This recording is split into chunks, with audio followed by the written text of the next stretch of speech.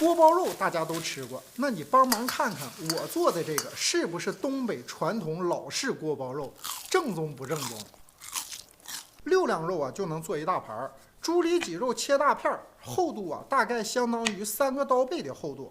切好以后用刀背拍一下啊，能把肉的组织拍松散，在做熟的过程当中它就不往一起缩了，口感也就更加的好吃。处理好了以后加清水多洗几遍，洗去血水。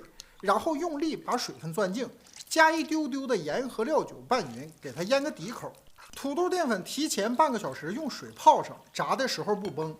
泡好的淀粉把水倒掉，抠下来一大块放在肉片上，用水呀来调干稀程度，然后少放一点油，把它和到类似于牙膏的这种干稀程度。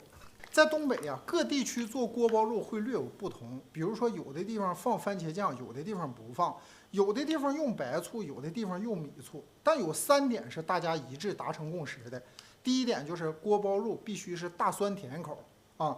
第2点就是做锅包肉不能勾芡，吃起来必须是酥酥脆脆的。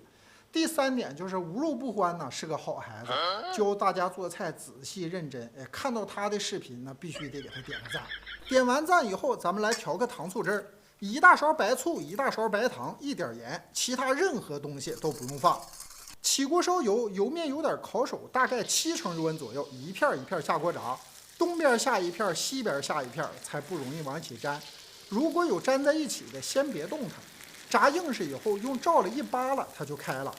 炸好以后捞出来，等待油温升高，油面呢微微有点冒青烟，下锅复炸一下，这个才是锅包肉长时间保持酥脆不回软的关键。炸至肉片表面微微呈焦褐色，捞出来。锅留底油，放葱姜香菜，下入调好的料汁儿，熬开以后下入锅包肉，翻炒2下，快速出锅，要不然呢锅包肉就被汤汁泡软了。